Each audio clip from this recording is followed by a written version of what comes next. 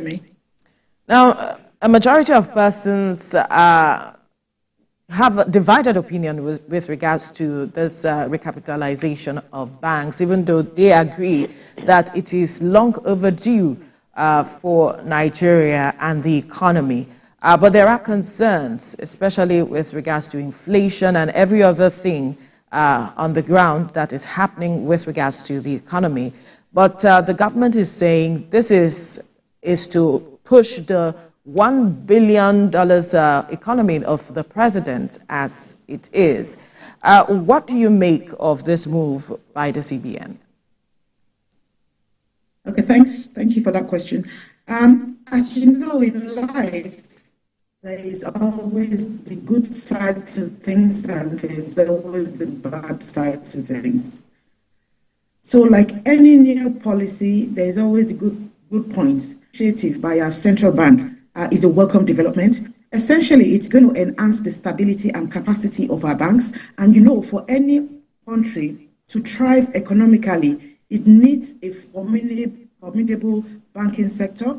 So this initiative will create resilience within the banking sector and to make sure they are well capitalized and essentially too big to fall, because we don't want a situation whereby banks are collapsing and the deposits are disappearing, and it doesn't give investors confidence. So with this increase in capitalization, it will give investors confidence and it will ensure that our economy kickstarts our economy and to make sure our banks are well resourced.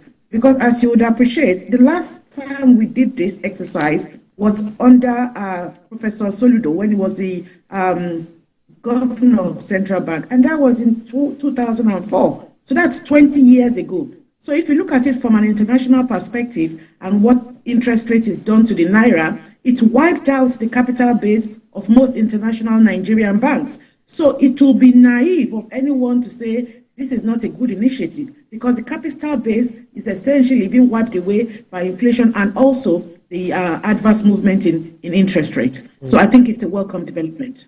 So looking at the fact that we had it, more than 20 years ago, and then the time to do it again is now, so that the banks can actually, whatever they do at the end of the day will have positive impact on the economy. But if you have to review what was done back in the day, the impact of the last policy, how the impact it had on the banks, how would you review it? Do you think it was a success?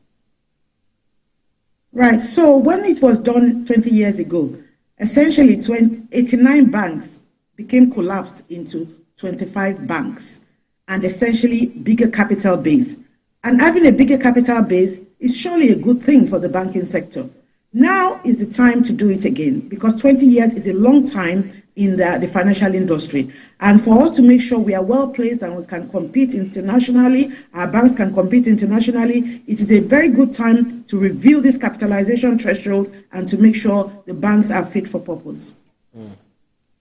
Interesting when you talk about being fit for purpose. There are those who say that banks, like you mentioned, the 89 banks, and then we saw some mergers happening, and that is where concerns are being raised. For some experts in this field, they are talking about loss of jobs and some other issues that will spring up when we see when we see what happens at the end of the day with this recapitalization. How do you position this matter being raised, talking about loss of jobs, when you're also looking at improving the economy with this strategy? I tend to want to look at it from a positive lens. Now, if banks are well capitalized, right, they've got huge resources. Most of them will want to convert the cash liabilities actually to interest yielding assets. So there will be the propensity to want to actually give out more cheaper loans. And if they give out more cheaper loans to investors, to entrepreneurs, to corporates, the possibility is that it will expand the sector, and that will mean that they will have to recruit more staff, so therefore increase employment. So I'm looking at it from those lenses. Mergers and acquisitions is not a bad thing. It's good for the economy, because if we have organizations that are too fragmented and could possibly collapse, having a merger, making sure they are well reinforced and well capitalized, surely is a good thing, in my opinion.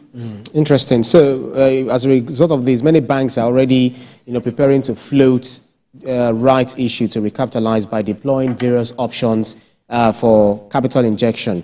What are these options, and what do you consider their implications? Okay, so essentially, the whole banking sector is looking for just over 4 trillion naira within the next 24 months, because the deadline is 24 months. Today is the deadline for them to submit their proposal to central bank in terms of how they plan to meet that threshold. So they've got 24 months now to look for that money. So we're looking for just over they're looking for just over 4 trillion naira, and that is a lot of money.